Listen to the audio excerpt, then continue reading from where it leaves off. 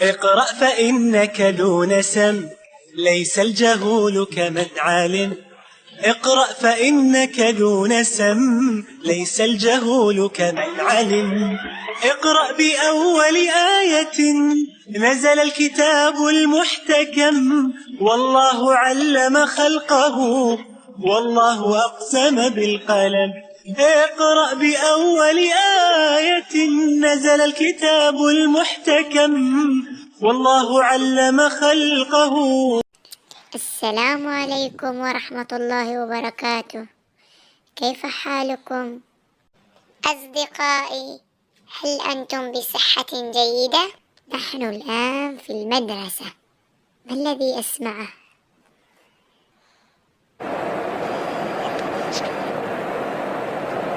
إنه صوت قوي وعال، كأنه يأتينا من الخارج. هل سمعتم الذي سمعته؟ إنه صوت طائرة.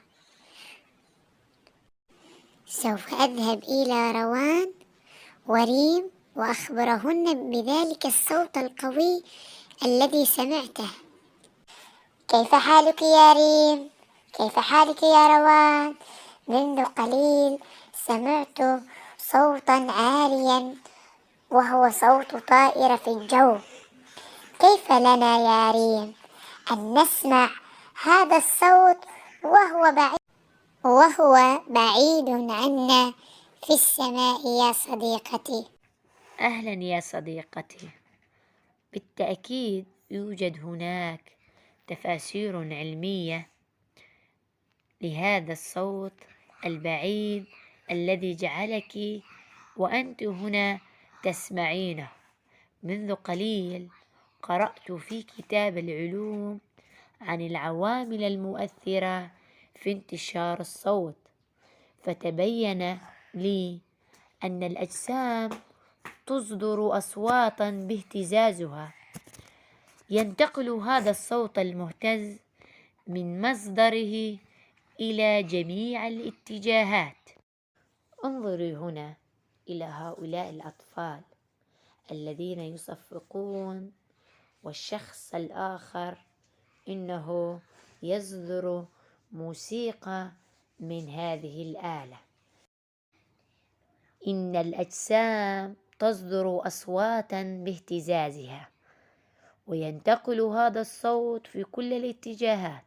لاحظوا هنا الآلة التي بيد ذلك الشاب هي التي تصدر الصوت، وينتقل هذا الصوت عبر الهواء في الاتجاهات كلها، وكل من حول الموسيقى يسمع الصوت يكون على أشد قربا من مصدره، وتنخفض هذه الاهتزازات كلما ابتعدنا عن الجسم الذي يصدر الصوت.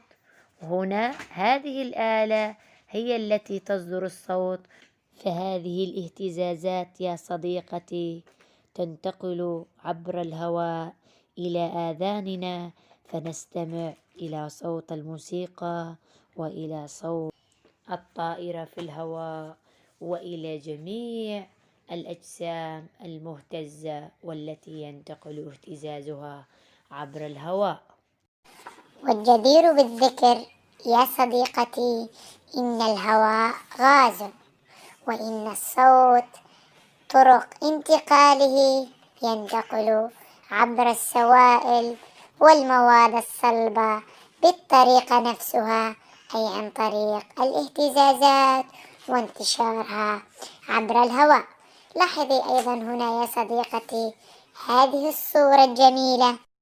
إن هذه الطفلة تضع أذنها على الطاولة، وعلى الطاولة أيضا يوجد هنا ساعة منبه، فعندما تقوم الساعة بالاهتزازات فتنتقل هذه الاهتزازات عبر الطاولة إلى أذن الفتاة، فتسمع صوت تكتكات الساعة.